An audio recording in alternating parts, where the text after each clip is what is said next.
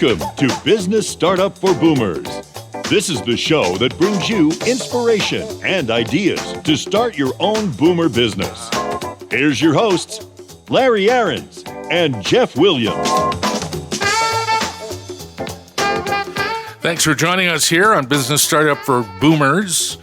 Another episode in the series. And today, Jeff is going to share his knowledge with us today about selling services. And we'll give you an example of that here in just a moment. Jeff, welcome to another episode. Good to have you here. Hi, Larry. Great to be here again.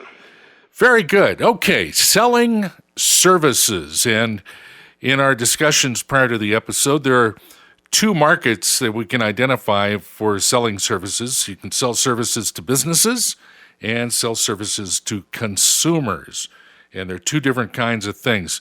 So I'm going to let you start right off with one of those, and let's get into it. Okay, that's great.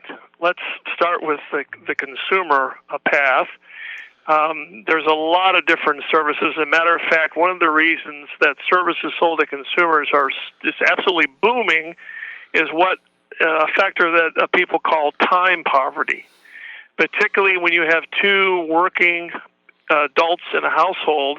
They're not getting home till 7:30, 8 o'clock at night, and by the time they do certain errands on Saturday, they only have Sunday left, so they're kind of worn out. So everything from getting the plumbing fixed, getting the lawn cut, getting their cars washed, even getting their oil changed, they just don't have enough time to do this. And as a result, we're buying services at an incredible level in the United States because we don't have the time to do it all. We have more money than we have time sometimes. Mm-hmm. So the consumer path, both of these paths start the same way. And as you need to sit down, you need to say, okay, what's the specific need I'm going to meet in the marketplace? Is it, for example, going to be a series of services related to upkeeping the car? Okay. Is it going to be a certain set of services related to helping a mom with her preschool-aged child?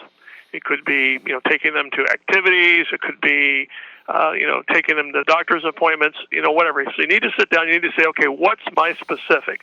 Because just as we talked about in a previous episode when we were talking about consulting, you want to be very specific when you're talking about a service. Now, over time, you will probably broaden what you do because, as we said in the previous episode, what happens is you do one very narrowly defined service and people love it. They're going to come to you and say, hey, can you do this other thing related to this service? And if you're a smart entrepreneur, you're not going to say no. But right. What you don't want to do is start off, for example, having a service that does every possible maintenance task for a house, because you're not going to have the competency to do all of them. So you need to. Now I know there are handyman services that say they'll come and fix almost anything in your house. Yeah. And some of those guys are really good. So first of all, you need to start off with your need. What is it related to? What part of the consumer's life is it related to? And then the next thing you need to do is you need to sit down and you need to say, okay, what exactly are we going to offer? What's our service package going to be? We're going to offer this service, takes 2 hours, and we're going to price it at this level. We're going to offer this service, it takes half a day, we're going to price it at this level. We're going to offer this service, they can do it through a website, and we're going to price it at this level. So I suggest you get out an Excel spreadsheet on your computer and just start listing down on the left the titles of your service packages. And then to the right, first column, put down how long does it take you to deliver the package. And then in the next column to that, put down what are you going to charge for it. Now, at this point, it's just preliminary. You're not quite sure yet how this fits into the market, but that's how you get started. And the narrower the focus, the better? Is that what you're saying?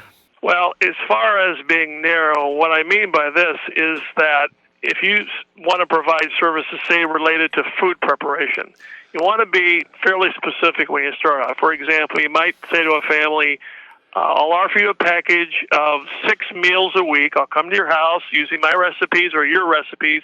I'll prepare the food. I'll put them in special bags. I'll put them in your freezer.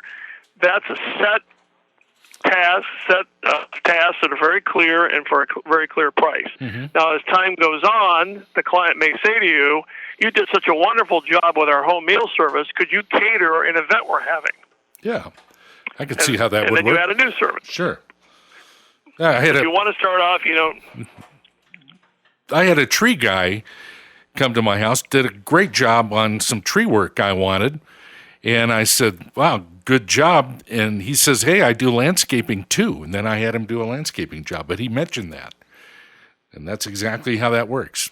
Yeah, a matter of fact, what you want to try to do from a marketing strategy point of view is you want to try to figure out what service package has the broadest appeal.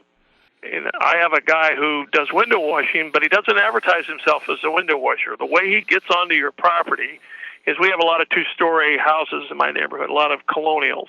And the roof line is pretty high off the ground. My roof's almost 60 feet from the ground, and I have a big gutter running across. Well, I got a bunch of trees around here. Well, a couple of times a year, I need somebody to get up there and clean those gutters out. I don't do that anymore. I mean, I never really did do it because I have a little nervousness. But that's how he kind of gets into your world is he comes for $50 and he cleans out your front gutter. Now, when he leaves his bill, in my case, he just puts it through my mail slot and I pay him. On the bottom of his bill, it says we also do window washing. There you go. Well, I would have never thought of this guy doing window washing other than the fact that he has ladder.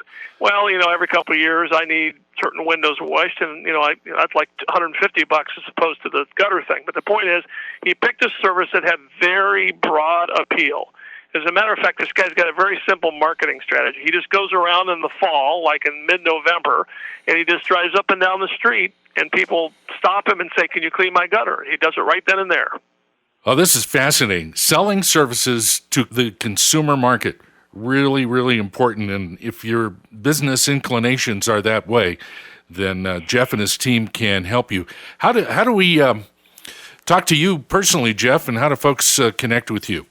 Well, it's very easy. Go to BizStarters, BIZ-starters.com, and a short distance down my homepage, you'll see my picture, and next to his little box it says Jeff says hello, and right below that it says book a call with Jeff.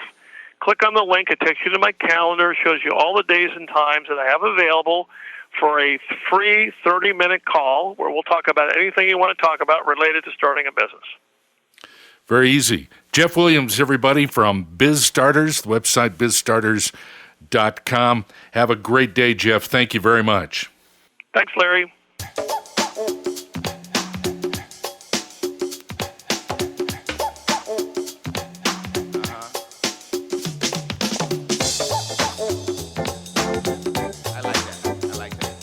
This has been Business Startup for Boomers with your hosts, Larry Aarons and Jeff Williams. The show that brings you inspiration and ideas to start your own boomer business. See you next time.